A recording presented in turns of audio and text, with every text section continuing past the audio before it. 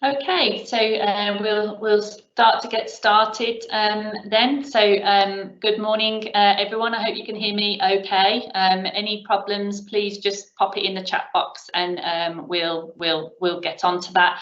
As you know, this is a Q&A session as well. So at the end of Nicola's presentation, if you've got any questions and answers throughout, if you pop them in the Q&A box, and we'll get back to you. So thank you very much for attending today. It's Wednesday the 19th of August. I'm Michelle Ansell from Douglas Jackson, and for those of you who don't know me, I'm a managing partner of Douglas Jackson.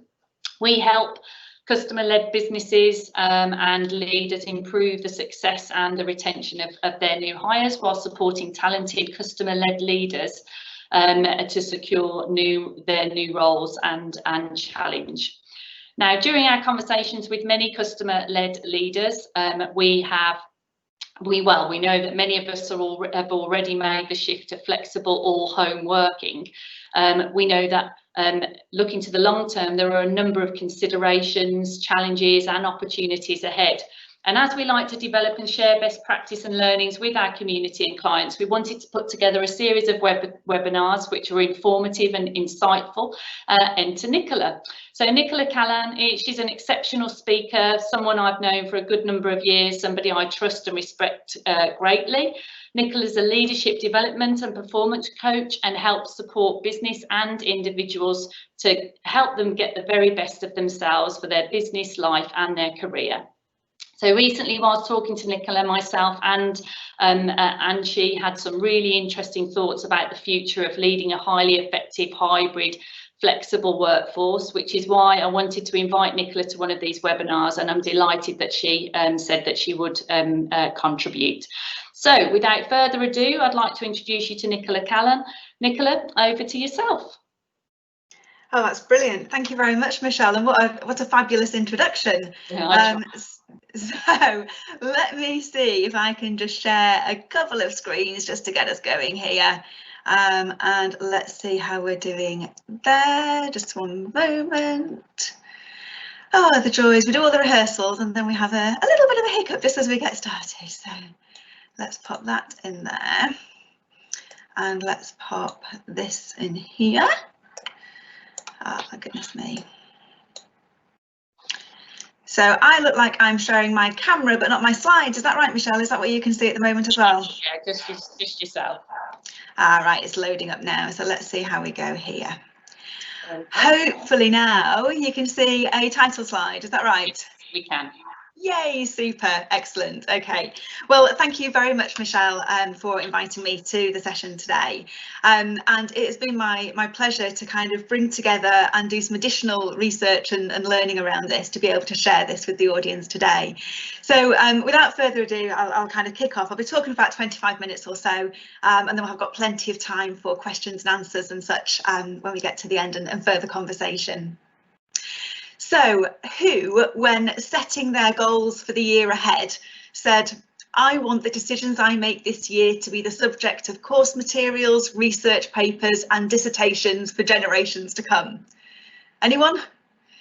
Yet here we are, in a revolution that was neither predicted nor welcomed, but has led us to fundamentally reconsider what we understand to be possible, what we understand to be achievable, I think that's certainly come to light, and what we understand to be sustainable in workplace practices. And the demand and expectations placed on people leaders through this period, whether intentional or otherwise, has been significant. We've been the bearers of good and bad news. We've been the conveyors of decisions. We've been the go-to for problems, the alleged fixers of all things broken. Not to mention the challenges that we've had to face in our own circumstances, our own homes, our own homeschooling and our own lives. So rewind to the end of last year, and a typical working setup for most organisations was predominantly office working, with some people working from home some of the time. And the mantra shirking from home was beginning to dissipate. The commitment that Theresa May had made previously for all jobs to be advertised as flexible from day one by 2020 was underway, and teams adapted to not always having everyone on site all of the time, knowing that it would only be a day or two until that was the case. Now we know what came next, the fastest proof of concept of a working from home strategy that we've ever known. And with that, the highs and lows, that new word, the corona coaster of ups and downs, all the while not necessarily working from home, but rather at home during the pandemic trying to work. Almost overnight, our leaders, who up until this point had been honing their leadership skills on people that they could see and hear and experience in a very present way, were being asked to continue to do their jobs with their hands tied behind their backs, earplugs in and a blindfold on. Not only had leaders not experienced leading people remotely before, but it hadn't even been in our consciousness to develop that capability so that they could, because no longer could they see how their people were responding to things or hear the conversations that were taking place amongst themselves and with their customers. And neither did some of the commonality and shared experiences that come from actually being together exist. But we are adaptable creatures. We rose to the challenge, we adjusted our behaviours, and we challenged the status quo. A study published in The Guardian recently showed and you may well have seen this, showed the intended return to the office by industry. And it named quite a few individual organisations and then grouped them by banks, accountancy, insurance, law, etc. And the pattern is fairly similar. So what we're seeing is that some people are already back in the office where it's critical, and that might be critical to the business for a critical business need, or it might be critical for the employee because they simply aren't in a position to be able to work from home. There's looking to be a progressive return to work with some limitations from September. And then most are holding back until some point in the new year, not necessarily January. But all are unlikely rather, to return to the previous levels of employment on site that we've seen previously. And in this report that The Guardian published, Alison Rose, CEO of NatWest, was quoted as saying that while some staff absolutely benefited from the flexibility of home working, that the bank would likely end up with, and I quote, a hybrid model of still needing offices and space to bring people together to make sure our culture stays strong. And so the future of work is glimpsed. It's a hybrid model of both office and home working, one that we have no doubt concluded for ourselves by now. A hybrid model of workplaces, home, office and remote. And interestingly, the remote language, if you will, has been lost recently from our vocabulary. Understandably, because it wasn't really an option, but be sure to watch out for a resurgence in the working from anywhere approaches, not least from those who have a wanderlust streak that has been undoubtedly denied for the most part of this year so far, and also those who simply crave a change of scenery and contact with others.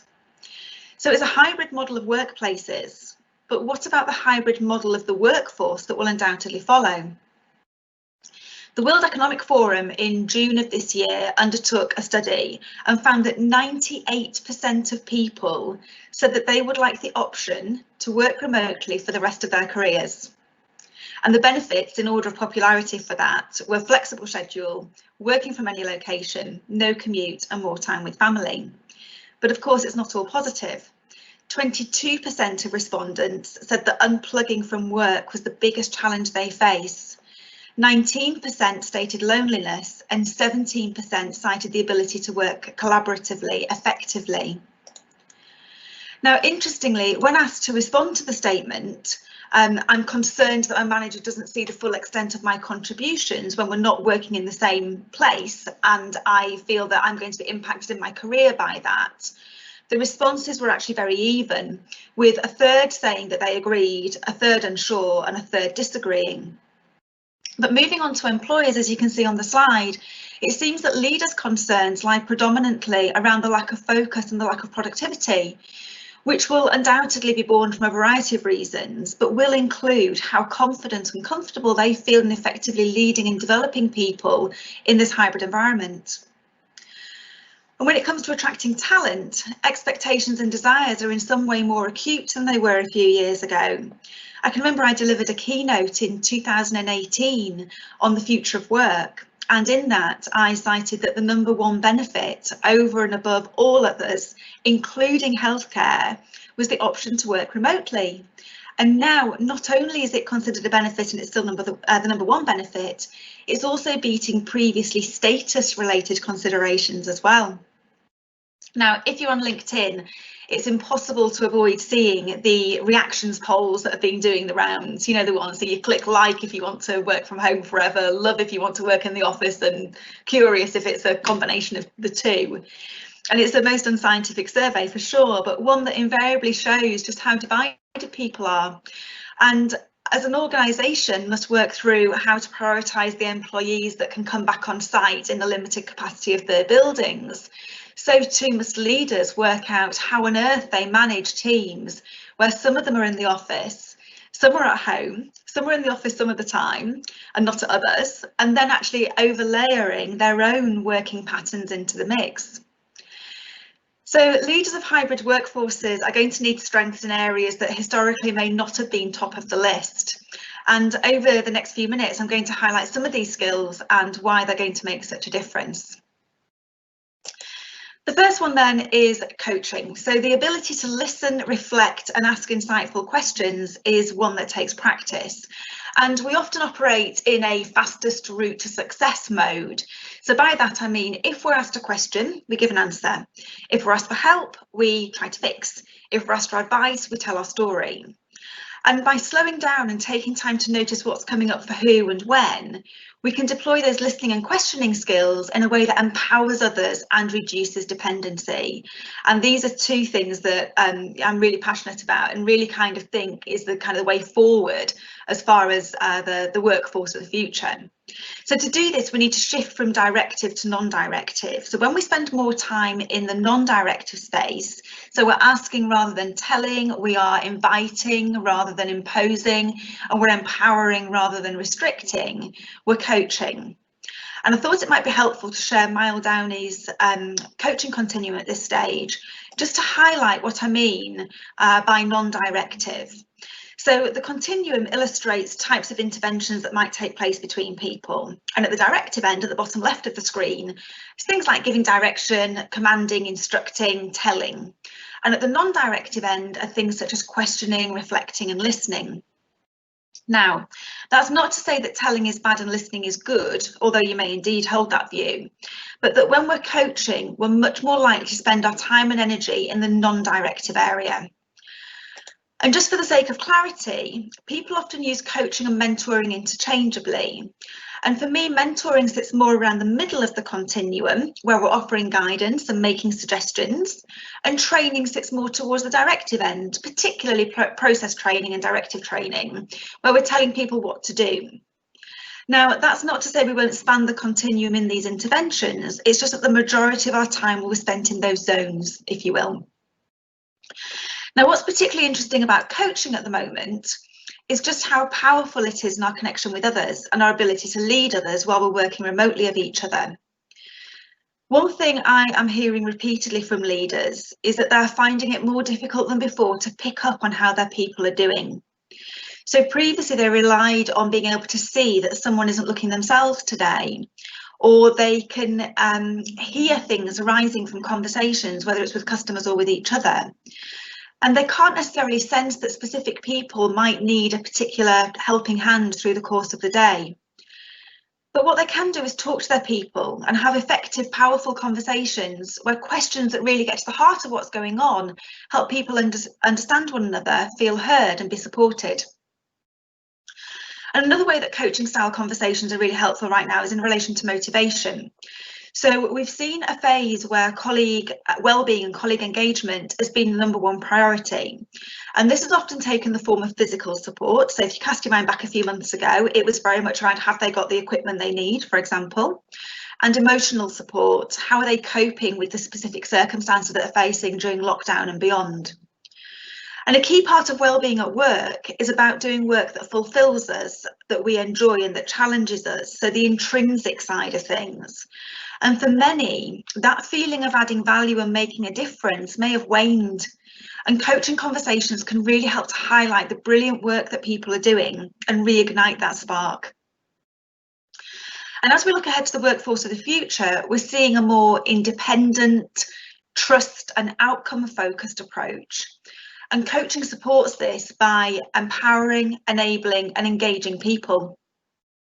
So as we continue to promote discussions around mental health and wellbeing in the workplace, what we're finding is that peers and leaders alike are increasingly exposed to other people's business. And as one human to another, when we hear of hardship and pain in someone else, we instinctively, albeit to a greater or lesser extent, want to help. And what often happens when we help is that we try and rescue. Now, most people's first thought when they hear of someone facing adversity will be, what can I do to help? And by thinking that, it's very well intentioned, but it's actually quite unhelpful, because by thinking or saying, what can I do to help? I'm effectively disempowering the other person. I'm insinuating that they are not capable of helping themselves and that they need someone else to do this for them. So not only have they got this problem or situation or challenge, we're now also layering on top of that the fact that they can't do anything about it themselves and they need someone else to help them. And most of the time that's not true. Most of the time we have the resources within us to be able to find our own way. And we might need help, but that help might be to help us see how we can help ourselves, not to do it for us. And this is one thing that you can stop doing right now that will ultimately empower your people the most. Stop trying to rescue or to fix. And I'm smiling as I say it because I know how easy it is, and I know that I still fall victim of this myself. And know that if you do have that desire, it's coming from a really good place and it doesn't make you a bad person, but it's not always the most helpful thing you can do for the other person in that moment. Being the one who is the rescuer, the go-to person in a crisis, simply reinforces dependency, and that whenever your people have a problem, you will make it go away. Far better to teach a man to fish, as they say. Help them to help themselves, and you'll build an empowered workforce, one where people find their own solutions to the challenges that they face and their own actions to improve their performance and their own voice to address their concerns. And most importantly, the belief that they already have within them everything they need to do whatever they wish. So the belief that they already have within them everything they need to do whatever they wish. A subtle shift from empowerment is enablement. And once the belief is there, the actions will follow. And a coaching approach absolutely facilitates and enables people to set about doing the things that they've committed to do. Dr. David Rock of the Neuro Leadership Institute talks about a correlation between the strength of the insight discovered while learning, correlating with the likelihood of change. Okay, so coaching can be a really powerful and impactful insight. If ever you've coached someone and you've had that light bulb moment where they've suddenly seen a different path or a different way of dealing with something, that's really, really powerful. And when people experience those, not only do they think about making a change, but they do actually go on and do it. So having the channels and mechanisms in place for people to act on their decisions absolutely is required to make this happen. Engagement is the third outcome. And whilst I could talk about engagement for almost as long as I could talk about coaching, I'm going to focus my point here on connections and relationships. So a recent Gallup poll just before everything hit at the beginning of the year showed that fewer than 3 in 10 employees in the US, UK, Spain, France and Germany strongly agree that their performance is managed in a way that motivates them to do outstanding work. So fewer than 3 in 10 employees strongly agree that their performance is managed in a way that motivates them to do outstanding work. And when you layer overall engagement on top of that and look at the variance between those people who say that they are engaged and those who don't, 70% of that variance is attributed to the manager, be that their relationship, the way that they work with them, the way that they communicate them, feed back to them, delegate, etc. So coaching improves engagement because the relationship between coach and coachee, and if that is the manager and the team member, so much the better, it contains trust, a belief in betterment and a desire to improve. We're built for connection, And that's taken on a whole new meaning recently. But a study from CV Library of 1,200 people revealed that 81% of workers were missing small talk while working from home. And this is very real, but I don't think it paints the full picture. There's absolutely a social element to this, obviously, and there's a psychological element of feeling part of something, which is often manifested through shared experiences, facing things together, etc. But more than that, there's a deeper connection to be made in that when I am in and around other people outside of my immediate bubble, shall we say, I can talk about things that matter to me, and I can be heard and I can be understood. Now, those things that matter could be relatively trivial, like my train being late this morning on the way into work, or it could be much deeper.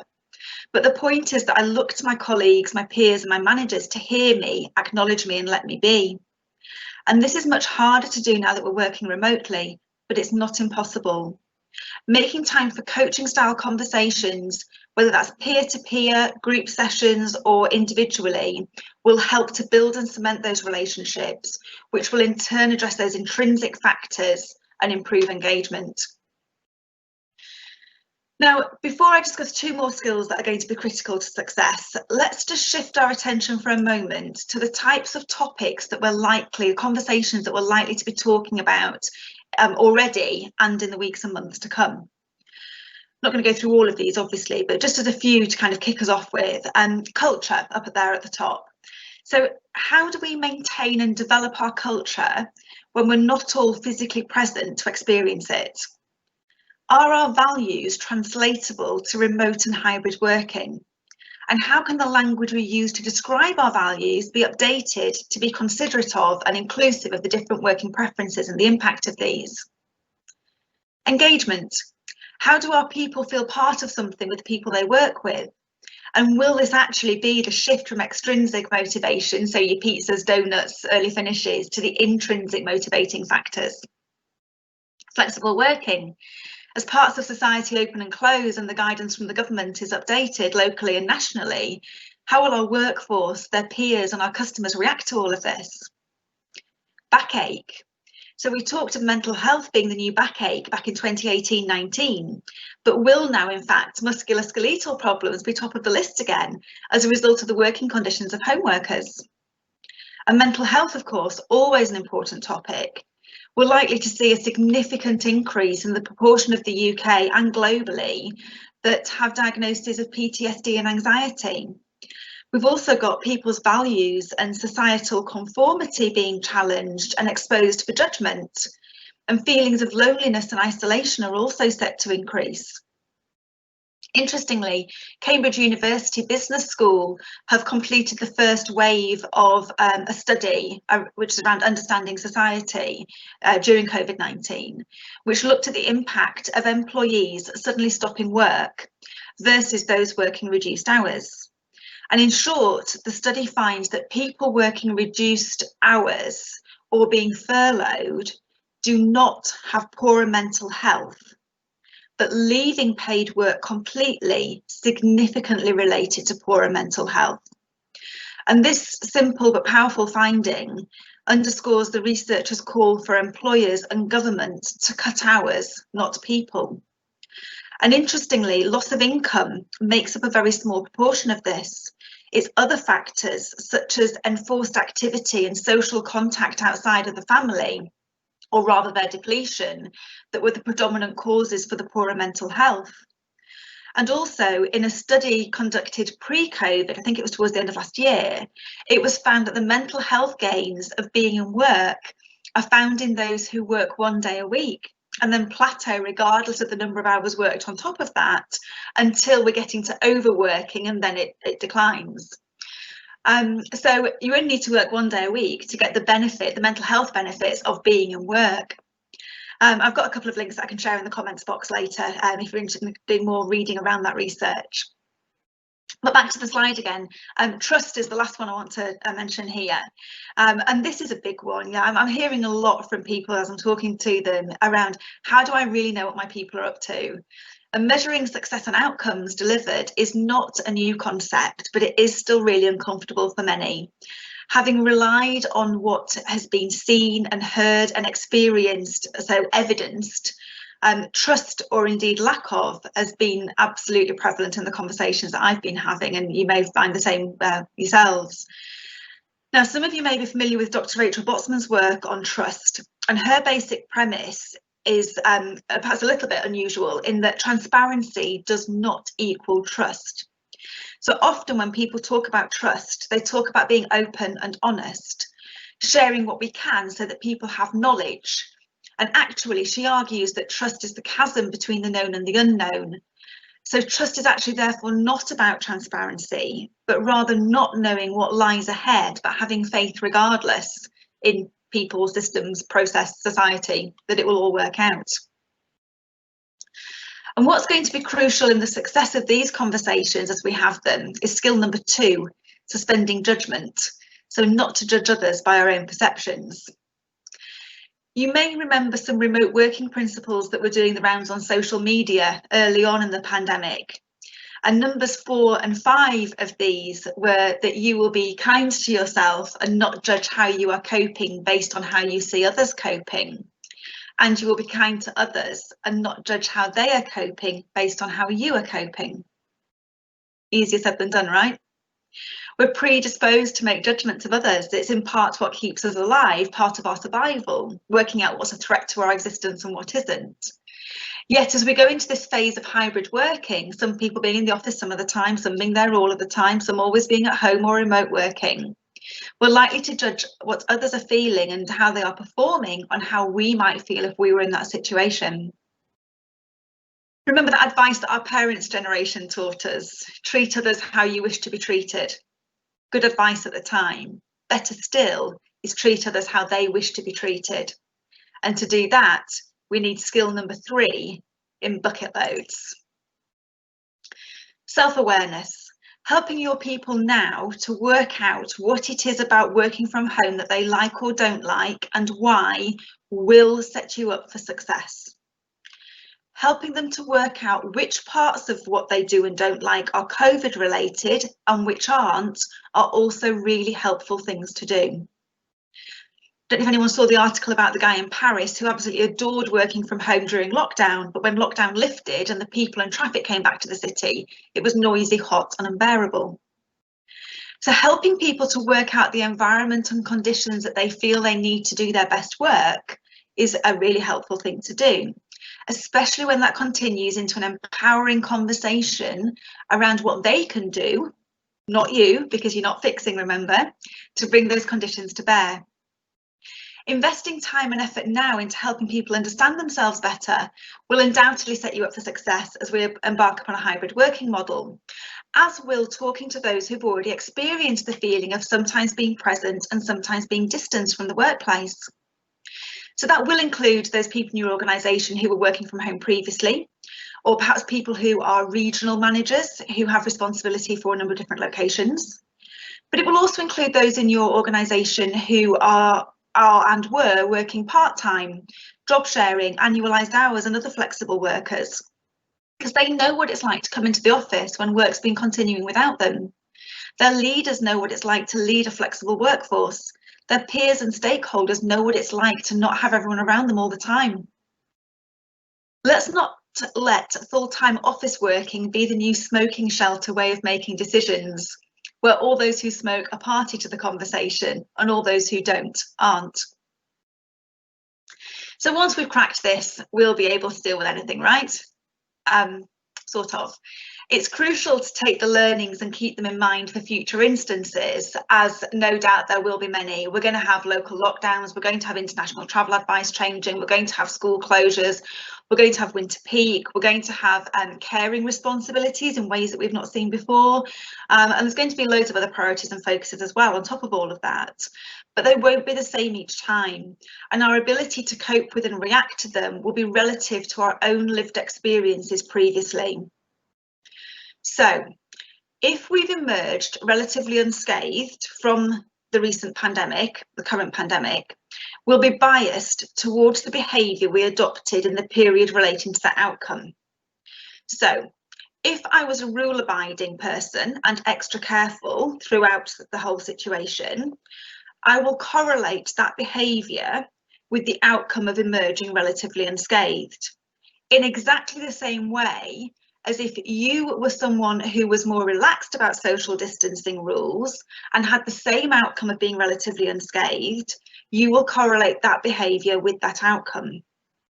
So never before has our perception been so entrenched in our own reality.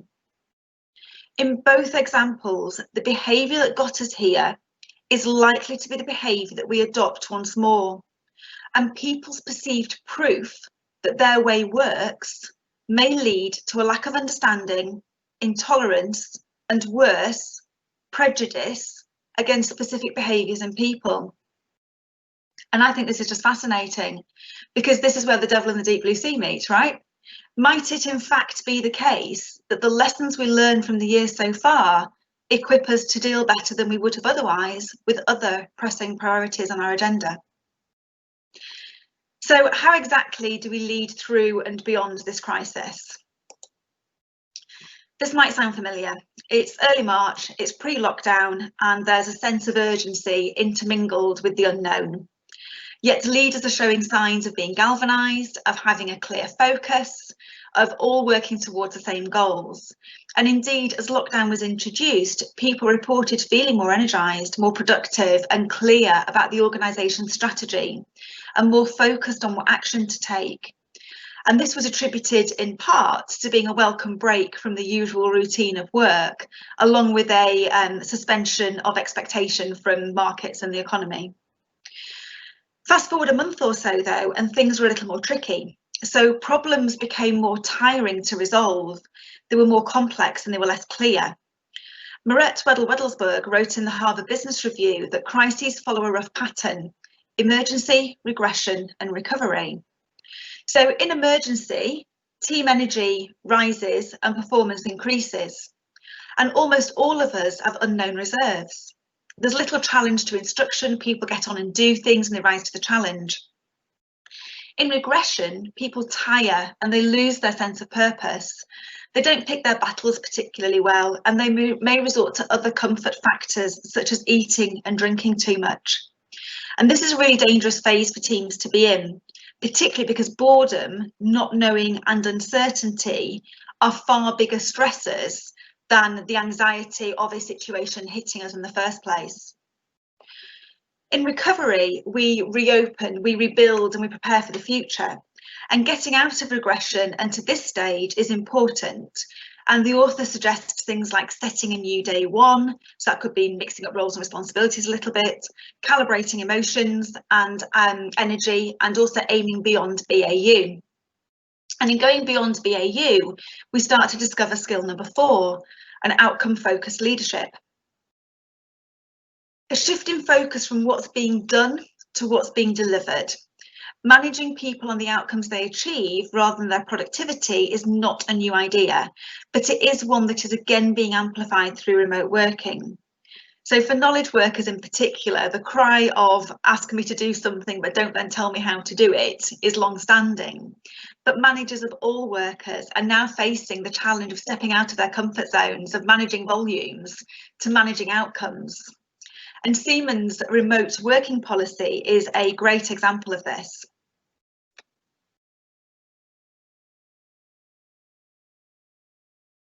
Which of course leads us back to almost everything we've covered in this session today. Trust, leadership, empowerment, motivation, retention. So as we take time to pause and reflect on the attributes that have been helpful and less helpful in the leaders around us, it is worth considering what this means when it comes to developing leaders. L&D is playing catch up. In the same way that COVID-19 has expedited the transition for people to work remotely, so too has it expedited the transition to virtual learning.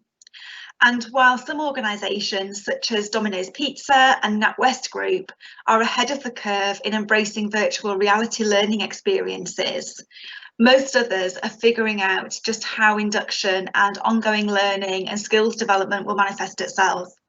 So expect to see a pause and then an acceleration of structured learning activity as this is resolved. And the leadership skills of the future won't be an exact match with those of the past. Peter Cheese, the CEO of the CIPD, predicts that focus will need to be on behavioural and values-driven leadership, coupled with collaboration and influence. And so I invite you now to consider what's most important to your organisation in the leadership of a hybrid workforce, what you're already doing well, and what can be even better, as we open the floor or the tool to questions, reflections and further discussions on this and related matters. So Michelle, thank you very much, and back to you. Hi, thanks Nicola. God, there was so much in there. I'm scribbling down. I've got about 4 pages of notes, so I'm going to have to come back to you afterwards. I've got so many questions myself. However, thank you very much. We have got some questions from the audience, so I'll give them the platform. So if you're ready, we've got a question from James. James says, "Hi Nicola, do you expect the right to work from home to be enshrined in employment contracts going forwards?" Great question. Brilliant question, and short answer, yes. But I see I like the phrase enshrined. I see organisations choosing to include that because they will start to they already are recognising the value that can bring in terms of attracting talent, in terms of being outcome focused. So yeah, absolutely. I do see that being a common evolution as a result of this. Great question, James. Thank you. Fabulous, thanks. James, hopefully that answered that for you. Victoria next. So Victoria asked Nicola which coaching models you would recommend. Okay, so I might ask you to come back on this, Victoria, if you don't mind, in the chat box there as well, or in the Q&A box, if this doesn't quite answer it. But for new people, for people who are new to coaching, so if you're kind of introducing some peer-to-peer coaching, perhaps, so you've got people who maybe aren't too familiar with that as a skill or a behaviour, then the good, reliable GROW model of the goal that you want to achieve, current reality, the outcome and the way forward, or the will, depending on which version you subscribe to, is a really great way of doing that. And more simple still is simply just asking questions, just getting people to ask questions, open questions that dig under the depths of things. I think for more experienced coaches or people who are more familiar with coaching as an approach, tend to find that they have their own models and preferences, and kind of using reflection tools can be a really great way to introduce coaching. So there's a couple of reflection tools that I personally adopt a lot when I'm talking with people. The first one is what went well, even better if, so www.ebi. So when giving feedback or when reflecting, kind of going like what worked well and how could that be even better next time, and using questions in that space. And the second one is Driscoll's model of reflection, and Driscoll came up with this. It was actually in a clinical setting. So previously, and probably currently, I don't know, there was a lack of desire to reflect in a clinical setting. So if something went wrong in a procedure, it was kind of a case of fix it and not really worry too much about what had gone on previously. So he introduced this model, and it's what, so what, now what. So what's just happened? What are the repercussions of that? And what are we going to do going forward? So what, and now what? And they can be great little reflection tools to use in a coaching approach as well. But Victoria, if I haven't answered that, then please do come back to me in the questions and we'll pick it up again if we can. Yes, thank you, Nicola. So Kerry next. So Kerry says a business has made a decision to close an office and the staff have become home working. With the closest office a 45-minute commute away, there is a fear of loss of control of our people in a distributed workforce. Is there a period of time that we would request that people would commute to the other office maybe twice per week to support both the employees and the business? What would we ask employees to come into the office to do? I would welcome your views. Wow, okay, there's quite a lot in there. So if people are are having, so people, it's good to give people an option. It's good to give people a choice, yeah? So if there is an option to go into another office and people want to do that, then that is great. And it's almost kind of allowing them to vote with their feet, because there will be, as we've talked about, the people who don't want to or can't work from home all of the time. So making that a flexible option and one that people can choose to do is a really, really good start. Looking at more of an outcome-focused leadership approach, where people are measured and assessed on what they achieve rather than how they go about doing it, will help to give elements of comfort to the leaders and to the people as well. So in terms of making people do things, personally, I'm generally not a fan of enforcement unless it's absolutely necessary, but helping people to see the benefits of both working from home and coming to the office occasionally is a great place to be. And in terms of period of time of settling in, I think that should very much be down to the individual concerned and the frequency and duration of the checkpoints. And notice it's always checking in, not checking up. So those checkpoints then should be agreed with the individual according to their needs and how best they can work. And it goes back to that self-awareness of knowing what they need to be able to deliver their best work. Fabulous, thanks, Nicola. It's something that I was going to ask myself, because it's, especially, you know, when you're talking about the psychology and how people feel and the loneliness and things. I mean, it makes sense maybe to bring people into the office every now and again, doesn't it? Just to give that inclusion, really. But thank you for that question, Kerry. Victoria, I'm not sure if it's the same one, but Victoria's got another question. Does a specific hybrid working policy need to be in place? Having a quick slurp of water there while the question was being asked. A hybrid working policy. So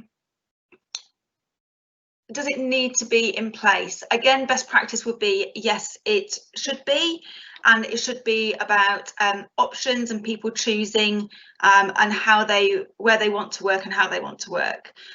So I think your policy is more likely to be around things like whether expenses will be covered. So if someone is predominantly working from home 3 or 4 days a week, would you then cover their expenses to travel to an office or another workplace? Because this is the beauty, of course, going back to the 45 minutes commute to get to the office from the previous question. There's no reason necessarily why those meetups need to take place in an office. They can take place, you know, anywhere else, along with social distancing guidelines, of course. But you know, why not have a park? Why not have a cafe? Why not have a restaurant? Why not have another workplace of some description? And I think that's where we're going to really see the evolution of the workplace, actually. So offices, it's been said before, this isn't my thought, but offices will become almost a community or a hub of places where people open up their offices to other employees, potentially of other organisations, and use them as meeting points and hotspots to be able to do particular pieces of work together. But in terms of having a policy, I think as long as it's clear in the contract of employment what the usual place of work is, and then you have the supporting policies in place in terms of how often people can be on site and will be on site and what will be expected of them at the times that they are, then that's a good place to be. Fabulous, thank you. So Lloyd asked, or he said, excellent presentation. Would it be possible to have a copy of the slides? Well, for everyone on here, you will get a copy of the recording if you want it. So obviously you'll get a copy of Nicola's presentation. So Nicola, Hannah asked, how do you crack the decision-making problem? Inevitably, conversations will happen in corridors and out of meetings. This is one of my biggest concerns. Yeah, and I think that's a fair concern, Hannah. And equally, conversations will be taking place on instant messenger and chat functions as well for, you know, the people who are working remotely at the time. So there's almost kind of, you know, the meetings will probably become a collation of different viewpoints and discussions that have previously taken place to get a final decision on something, because the conversation and the debate and the discussion has actually happened previously in other scenarios.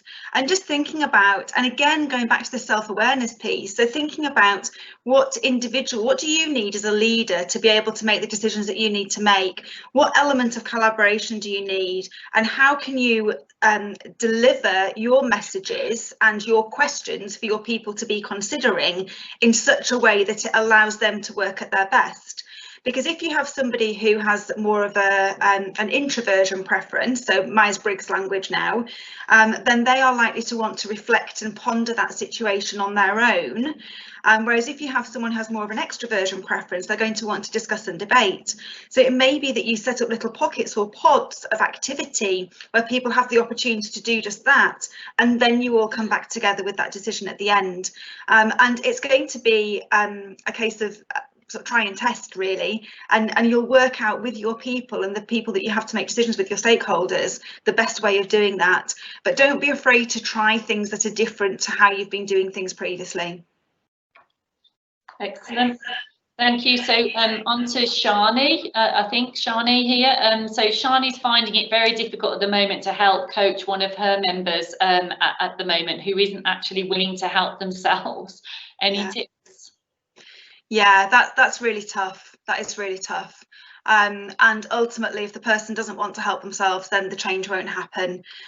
So it might be that there is a bit of wallowing, being like a hippo, if you will, so wallowing for a little while, so helping them to understand that there is an end point to that, and that if they, and I'm happy to kind of, you know, give some sort of more specific advice if it's appropriate to do so, but kind of allowing them to see that this situation is temporary. Whatever situation they're in, whatever they are facing, it will pass.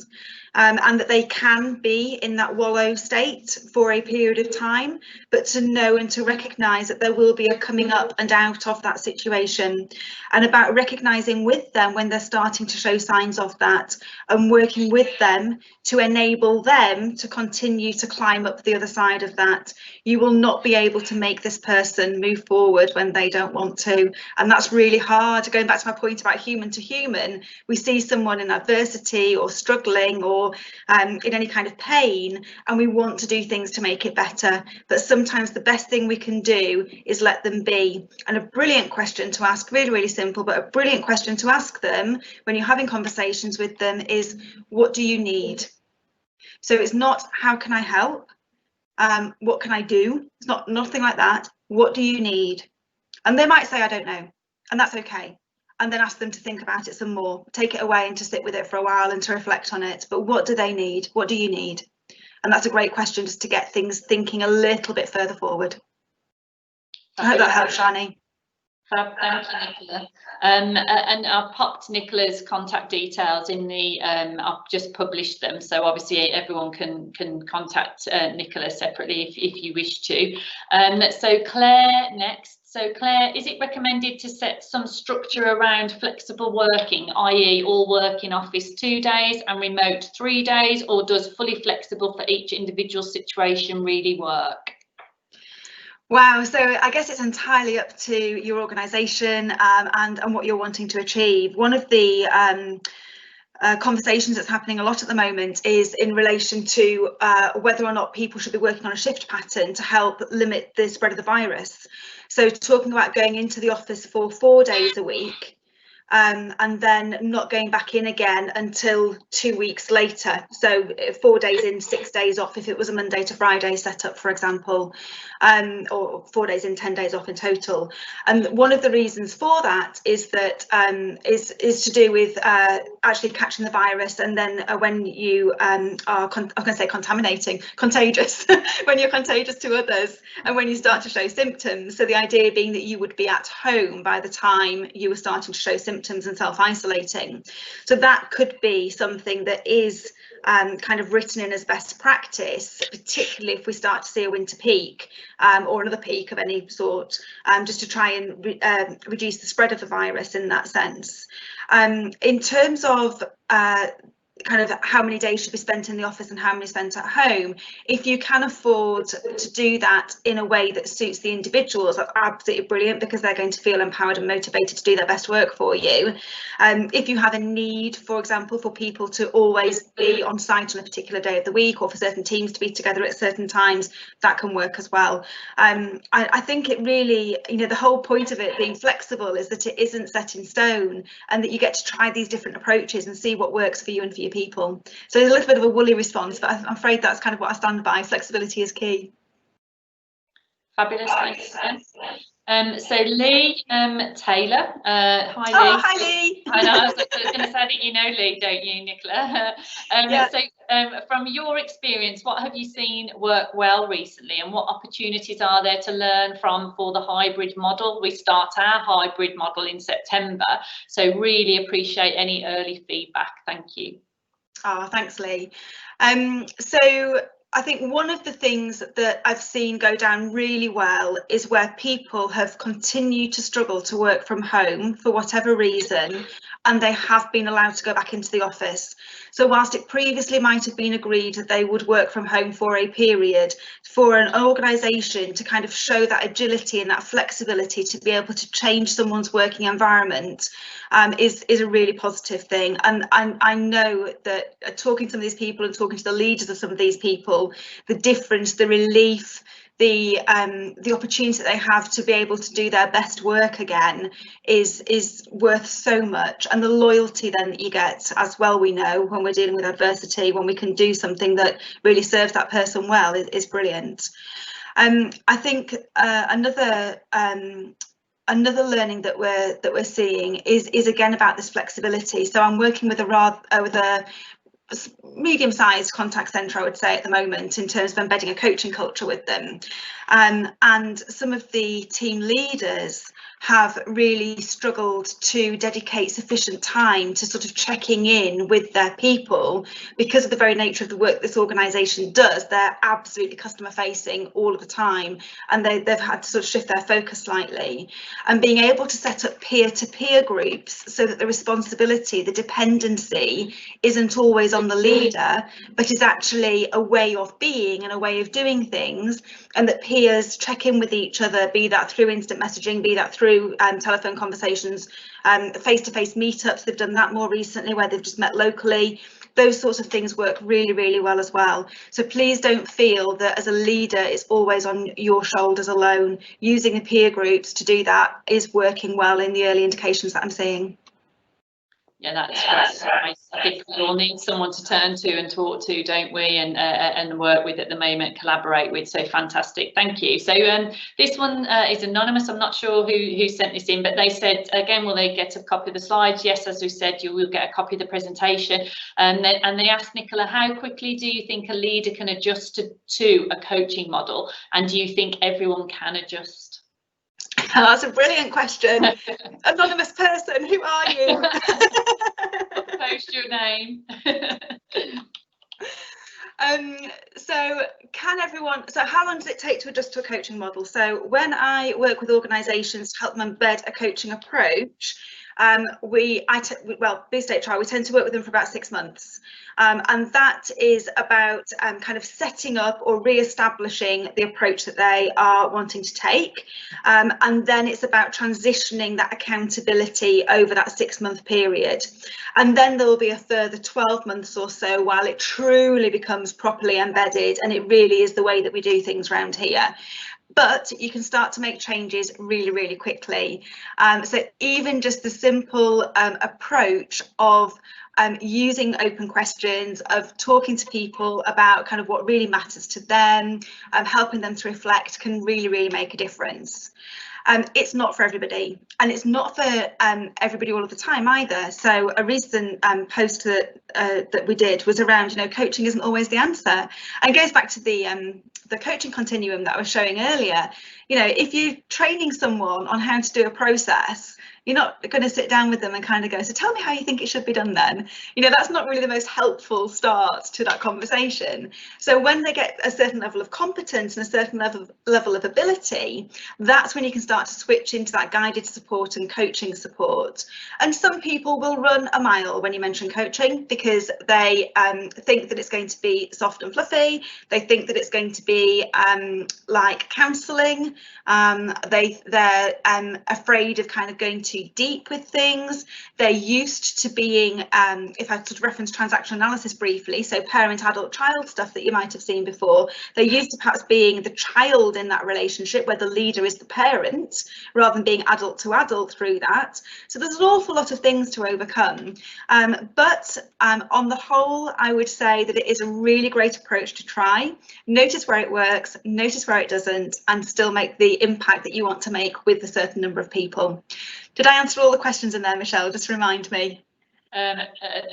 You did for that person, yes. Yeah, I think everything in life can be learned, can't we? We can constantly evolve our own learning and our own abilities, aren't we? Can't we? So, I mean, do you have any books particularly that you recommend, or any places to go if people are sort of embracing that coaching model? Oh, there's a whole load of resources out there. The Kim Morgan of Barefoot Coaching is a great author. She's definitely worth looking up, and her company also provides coaching cards as well, which in the bookcase behind me, whichever side it is over there, I've got a few of their coaching cards as well, so they can be really good. So you know that moment where you just get a bit stuck and you think, oh, I don't know what question to ask next, they can be really handy for that. And I also, just to promote Boost HR for one moment, on my website there are some free things that you can download in relation to coaching as well. I don't expect an email address or a name or anything from you. You can just go and help yourself. So if you head over to the website into the free stuff, you'll be able to get some things there. But there's loads out there. There's blogs, articles, books, all sorts. If anyone's got a specific need, then give me a shout and let me know, and I'll happy to point you in a direction that's helpful. Excellent. And I think you can go on like TED Talks and YouTube, and there's quite a lot of information off the government as well, free for people. If you want us to signpost you to different ways, just get in contact with either myself or Nicola and we'll help.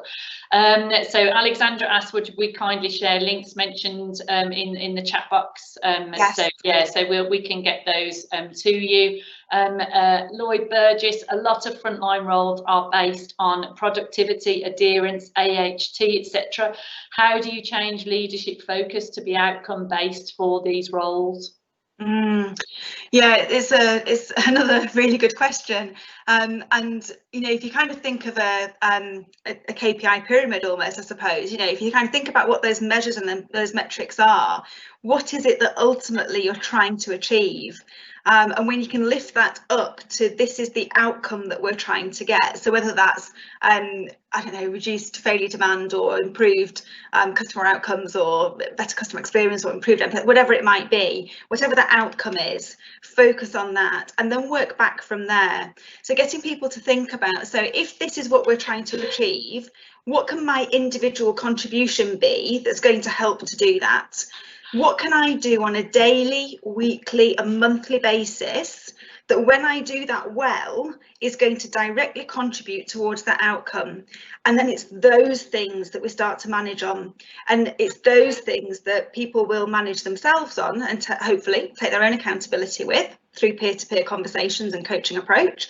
And it's also those things that their managers will be having conversations around, and it's almost that the KPIs then become a byproduct of that, because the thing itself is the activity or the behaviour or the skill or the action itself is the thing that's going to make the difference. Fabulous. And Leanne McDonald was the anonymous person that asked the question. Thanks, Leanne. Thanks for owning up, Leanne.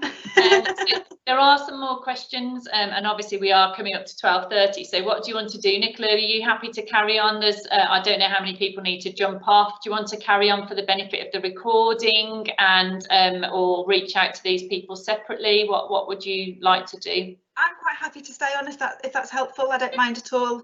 Yeah, well, obviously for the benefit of the recording, I guess people can sort of get the responses from you if that's okay. There's just 3 or 4 more, I believe, and if those of you do need to drop off now, obviously the recording will continue to have your questions if it's not already been answered. So Michelle Allen asked, in the interest of enablement and the curve of disillusionment, given we're 6 months in, how else do you suggest improving motivations? I was thinking of including the team in reviewing the year's goals with some reflection tools and a language of our values. Oh, brilliant. Yeah, that's great. Just before I answer that, I'll just put the some of the links that I've been referencing in the chat function if people want to go and help themselves to those as well. So yeah, so I sort of, as mentioned in the presentation, feel quite strongly that we don't always do enough around intrinsic motivation, and we tend to focus a bit too much on extrinsic motivation. So just to be clear about this for a moment, so extrinsic motivation are the things that are external to us. So it might be things like donuts and pizza and those sorts of things that we bake offs, those sorts of things that we might do in a physical environment. but it's more than that. It's things that are outside of the job. So quite often we'll reward people for doing a great job by giving them some time off. So that's extrinsic, yeah? So we're rewarding people by taking them away from what it is that we want them to do, which is almost like counterintuitive in some ways.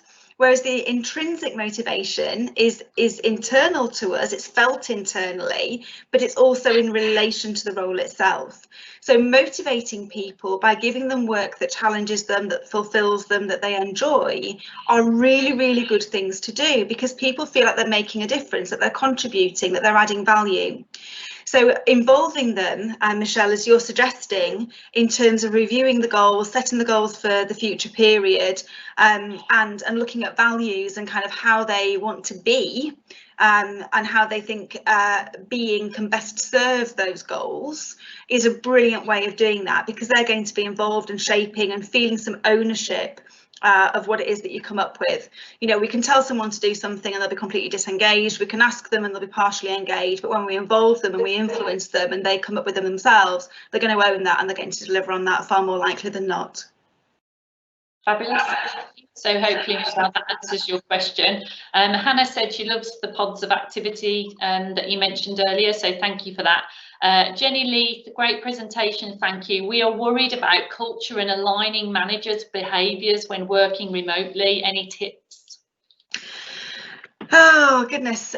Yes, so lots of tips. So in terms of aligning leaders' behaviours around culture, it's almost similar to the answer to the previous question, actually, in some ways, in as much as that having the leaders shape what the future looks like rather than it being dictated to is going to be really helpful. Getting a clear vision, you know, talk a lot about the golden thread. So the strategic view, so kind of looking from the top, you know, what is our North Star, what is our vision, and how does that translate through to our values and our strategy, and then kind of our objectives and how we're going to work and all that sort of stuff. But having them involved in that and creating that vision, and having a place where they can calibrate kind of how they're feeling about that as well. And it's not just necessarily, you know, sort of the pink and fluffy emotions, but actually the practical side of how they're going to deliver those things, and having those calibration opportunities can be really helpful, because again, we shouldn't feel that the pressure or the responsibility is always on our shoulders as leaders. We have peer groups around us who can help and contribute and bring things along with us. So absolutely collaborating, working together, and setting some common goals, and perhaps even contracting up front, so having an agreement around kind of how you're going to be in those sessions when you have them, can all be really helpful activities in terms of getting people on board. And again, the more self-aware they are, the more they understand themselves and how they react and tolerate or don't tolerate different things, will be helpful too.